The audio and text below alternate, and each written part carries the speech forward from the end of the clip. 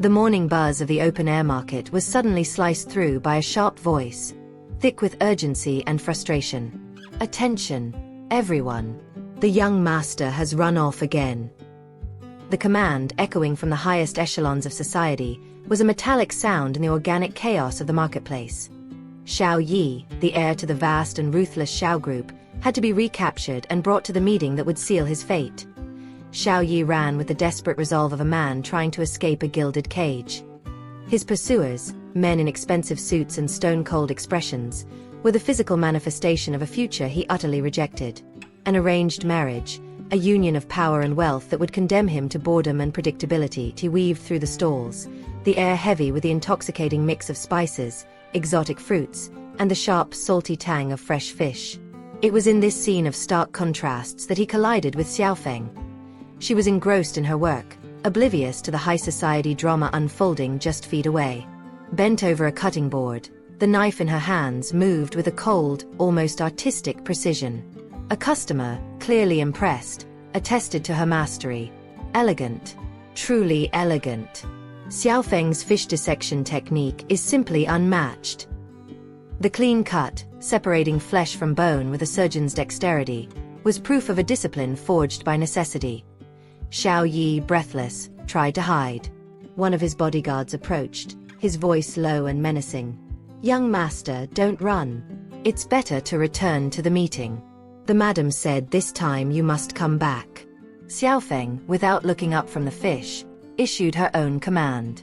"I want this fish, it's mine. I got here first, it's mine. Hold on a second, hey. There's enough for everyone. Form a line, form a line." Her voice, deep and accustomed to giving orders, cut through the tension. Annoyed, Xiao Ye tried to get information. "Hey, did you see a guy running away?" She finally raised her eyes. They were dark, piercing, and showed not the slightest surprise. "What guy? There are men everywhere. You're an insolent girl, aren't you? The only woman here is one who, besides gutting fish, can gut people." The retort, loaded with brutal irony, hit Xiao Ye, who was used to deference. He insisted. "Girl, get out of the way and let me look. Robbery in broad daylight. Even if I killed one or two, it was self-defense." Xiaofeng laughed, a harsh, brief sound, devoid of humor. "Forget it. The boss is a clean freak. He certainly wouldn't come to a place like this. It's dirty and smelly. How disgusting." The mention of his notorious misophobia struck him like a blow. He backed away, the momentary revulsion overcome by urgency. However, when a bodyguard tried to grab him, Xiaofeng, in an unexpected reflex, shoved the man with surprising force. "Watch out," she warned. The bodyguard stumbled, and Xiao Ye seized the distraction to vanish into the crowd. Minutes later, Xiaofeng was intercepted by a man in a suit, one of Xiao Ye's assistants. He held out a wad of cash. "That was an accident just now. I'm a respectable businessman. Give me your address and I'll have the fish delivered to you." She refused the money with a dry shake of her head. "No need. If we take the money, we have to deliver. I'm from Winter Express, mission accomplished." She handed over the fish and an unlimited black credit card that the young man had dropped in his luxurious office. Xiao Ye watched the scene through the security cameras. She actually brought the fish.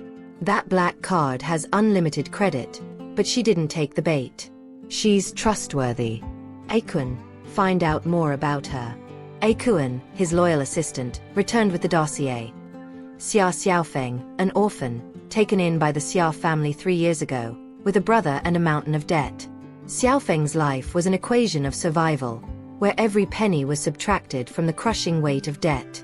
The smell of fish on her clothes was the price of keeping her family afloat. When Xiao Ye summoned her, she went with the coldness of someone expecting the worst, but with a mind alert for any opportunity. "You. What do you want with me? Name your price." Her voice was direct, devoid of any flirtation. Xiao Ye, seated in his leather armchair, stared at her with an intensity that made her hesitate for a moment. "Marry me." The proposal, direct and absurd, made her blink. "Name your price." You are the ideal partner for marriage, he continued, ignoring her coldness. Name your price. Xiaofeng, calculating, saw the opportunity to free her family. Fine, I want this amount. Earning an extra 5,000 a month would really help ease the family's burden. Xiao Ye smiled, a smile that didn't reach his eyes, but which sealed the deal. Done. 50,000 a month. Now, is a fake marriage really worth that much? The contract was sealed. A marriage of convenience, a financial agreement so that Xiao Ye could escape the fate imposed by his mother. The news of the lightning-fast marriage shocked high society. Hua Qingqing, the promised bride, burst into the Xiao mansion with the fury of a hurricane, accompanied by her best friend, Jiang Ying. Brat. You can run, but you can't hide. Qingqing is the daughter of the Hos, and you, the only son of the Xiaos. The union of the two families is certain. Hua Qingqing tried the forced intimacy approach. Brother Xiao Ye, I made you some sweets. Try them. Xiaofeng, watching the scene, felt an unexpected heat rise in her throat. It wasn't jealousy, but the indignation of seeing her contract threatened. Let go of my husband, she shouted, pulling Xiao Ye behind her. The ensuing fight was a spectacle of class and temperament. Hua Qingqing, the lady, was confronted by the fishmonger's bluntness. Where did this tramp come from? Who do you think you are? What era are we in? Still arranged marriages? Who are you? What did you just call him? The climax came with the revelation of betrayal. Jiang Ying, Hua Qingqing's best friend, revealed herself to be the true architect of the heiress's downfall. As of today, I am Hua Qingqing. Everything belonging to the Hua family is now mine. Xiaofeng, observing the cruelty of high society, felt a chill. She was no lady, but she had a code of honor. I despise arrogant and domineering people, she muttered to Xiao Ye. He looked at her, surprise in his eyes. Even being rich, you can't interfere with the citizens' right to free marriage. Don't you know me? Xiaofeng, with her hazy memory, just stared at him. Did she lose her memory? Do I know you? Of course not. I'm the Hua heiress. Who are you? You're not even worthy of tying my shoes. The confusion was strategic. She needed an alibi, a story. Husband, she said, turning to Xiao Ye. Tell them who I am. Xiao Ye, with an enigmatic smile, embraced her. Mother, this is my fiancé. The marriage farce required a convincing script. The Xiao family, especially the matriarch, was a demanding audience. Xiaofeng, with the flair of a storyteller, wove a web of lies to justify the union. Xiao Ye fell in love with me at first sight, she began, inventing a romantic encounter, a twisted ankle, fallen strawberries. That day, his face was as red as this strawberry. His eyes were like these grapes, so dark and bright. The matriarch, skeptical, intervened. Impossible. Xiao Ye is a clean freak. He would never pick up anything from the ground, not even fallen money. Xiaofeng was unfazed. I'll tell you, I'm not just any woman. I worked at Darun Fa cutting fish for 10 years. My heart is already as cold as a fish-cutting knife. That's why I refused him. The refusal, the pursuit, the courtship. The story was so absurd it became believable. The masterstroke came with the pregnancy. We even agreed that we're going to have 2 children. The girl looks like me, the boy like him. The matriarch, desperate for grandchildren, fell into the trap. You're pregnant. Xiaofeng, hand on her belly, dropped the bomb. It's true. I'm pregnant with Xiao Ye's baby. And they're twins. The lie turned into tragedy. To justify the absence of the grandchildren, Xiaofeng invented a forced abortion, a sacrifice for the family's honor. For the good name of the Xiao family, I, with tears, aborted the twins. The matriarch fainted. Chaos ensued. Xiaofeng, in the midst of the confusion, acted with professional coolness. Clear airway. Normal breathing, weak pulse, weak heartbeat. Her familiarity with first aid did not go unnoticed by Xiao Ye. She seems to understand medicine. The rescue position is very similar to that person's. The farce saved the matriarch and solidified Xiaofeng's position. The wedding night, in a contract marriage, was a minefield. Are we both going to sleep in the same bed? I'm a pure and innocent maiden. If it's inconvenient, you'll have to pay extra. Xiao Ye, amused, conceded, we'll sleep in separate rooms. But the farce couldn't last. The attraction, disguised as irritation, grew between them. The arrival of Xiao Han, the envious cousin, and the fake Hua Qingqing, now Jiang Ying, brought a new level of intrigue. The Hua family will help Xiao Han become the Xiao heir.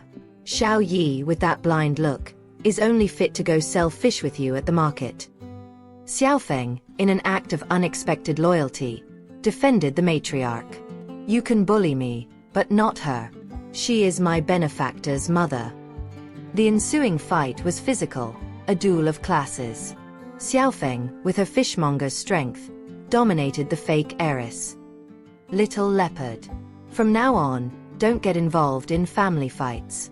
Otherwise, I understand, honey. The nickname, Little Leopard, the strength, the familiarity with violence.